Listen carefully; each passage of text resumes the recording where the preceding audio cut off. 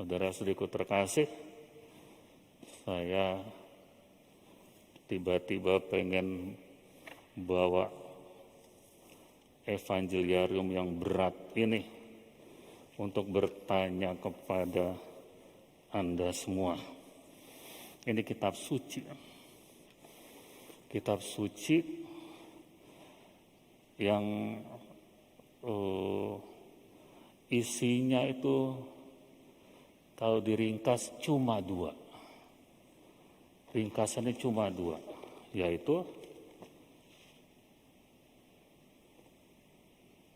Allah yang selalu setia dan manusia yang sering tidak setia. Cuma itu aja isinya. Coba baca dari sejak awal. Berapa kali manusia nggak setia. Sejak Adam dan Hawa nggak setia, terus Allah lalu berusaha untuk mengembalikan manusia yang tidak setia ini. Dari Adam dan Hawa sudah terus ke dunia, terus berusaha mengirimkan berbagai macam cara supaya manusia tetap masuk surga, masuk Firdaus. Ini isinya. Allah yang selalu setia dan manusia yang sering tidak setia. Dan saudara-saudariku terkasih, sampai sekarang ini yang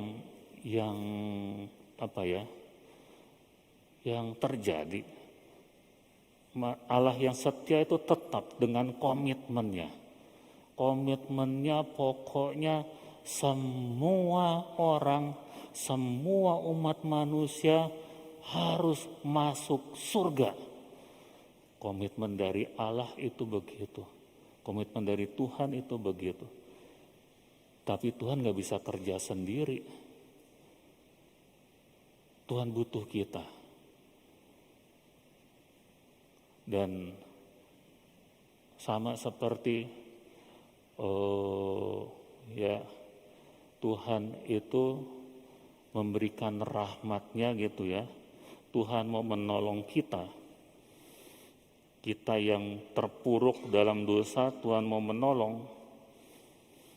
Tapi kalau manusia nggak nangkep tangan Tuhan, percuma.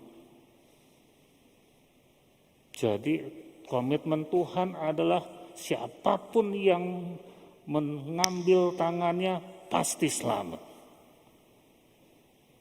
Tapi ternyata nggak semua orang begitu. Nggak semua manusia mau menangkap tangan Tuhan. Dan itu ketika orang-orang itu nggak nangkep tangan Tuhan, ya nggak selamat-selamat. Menangkap tangan Tuhan itu adalah iman. Bacaan pertama tentang janda yang dia masak masakan terakhir, ya udah siap-siap habis ini udah nggak punya lagi, kami mati. Elia nakal banget ya. Dalam kitab suci ini menurut saya ada dua tokoh yang nakal. Elia nakal. Udah tahu makanan tinggal itu masih diminta juga lagi. Yesus juga nakal. Coba orang kolektor dilihatin. Nakal bener gak loh? Nakal lah. Mungkin karena itu terus kemudian orang jadi show off gitu ya. Zaman sekarang juga ada yang show off gitu kan, yang pamer kan, sampai di YouTube juga kan. Ada YouTuber yang kerjaannya menjadi mendapatkan kekayaan menurut saya dengan menjual orang miskin, dengan bagi-bagi duit gitu. Nah, jadi pamer gitu. Dan kalau menurut Yesus yang kayak gitu dia sudah mendapatkan upahnya. Tapi Yesus tetap nakal, orang kolektor diliatin gitu. Liatin bayar ngasih berapa gitu. Nah, Saya nggak mau memperdalam tentang kenakalan, tetapi orang yang mempersembahkan itu punya iman, dan iman dari yang dinakalin sama Elia itu menurut saya luar biasa, ya. Sama luar biasanya kalau saya banding-bandingkan itu dengan Musa. Musa itu luar biasa ketika mau membelah Laut Merah. Karena ketika dia berada di pinggir Laut Merah itu laut itu masih bergelora. Tapi karena janji Tuhan, dan dia beriman yakin janji Tuhan dia tempati, walaupun laut bergelora, dia masukin kakinya ke laut yang bergelora itu dan terbelah. Dan ini juga si janda yang dinakali oleh Elia ini. Udah segitu-segitunya diminta lagi, dibikinin, pokoknya bikinin dulu. Itu kan seperti Musa menjejakkan kakinya di laut yang bergelora. Dan terjadilah mukjizat. Iman itu memang menghasilkan mukjizat, keyakinan itu menghasilkan mukjizat. Si janda itu menghasilkan mukjizat, dan menurut saya si janda yang dibicarakan oleh Yesus itu juga pasti menghasilkan mukjizat buat dia karena imannya. Nah, dan iman inilah yang sebenarnya diharapkan dimiliki oleh kita untuk ke sana. Dan iman ini bukan cuma menyelamatkan kita. Menurut saya itu keren ya. Iman itu bukan cuma menyelamatkan kita, tetapi yang kita doakan. Itulah kenapa bulan ini diberikan indulgensinya diperpanjang sampai sebulan. Itu adalah ungkapan iman kita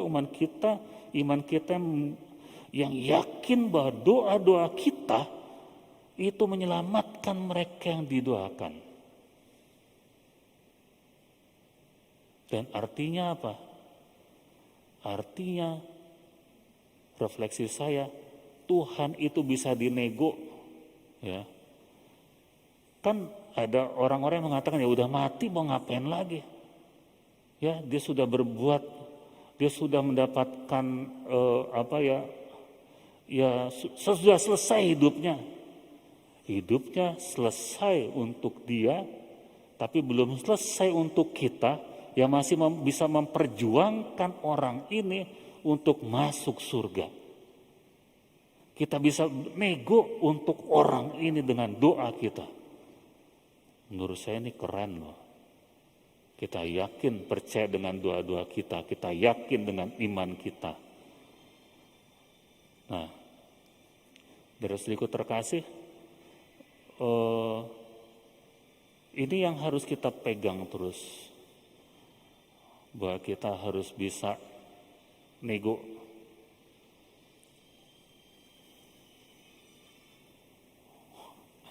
Mas Yudan lagi ternyata.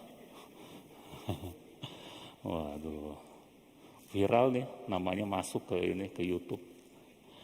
Nah, untung handphone saya sudah saya matiin.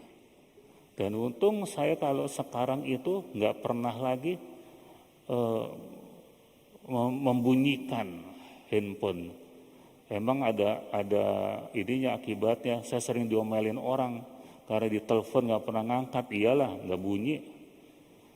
Nah, terus tadi sampai di mana tadi ya? Soal iman ya. Itu yang kita miliki ya. Dan menurut saya Anda sudah punya itu. Anda sudah punya.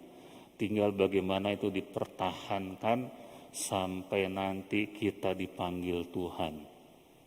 Tinggal bagaimana itu kita ungkapkan di dalam hidup kita. Iman itu. Berdoa aja menurut saya, kita rajin berdoa aja itu adalah ungkapan dari iman.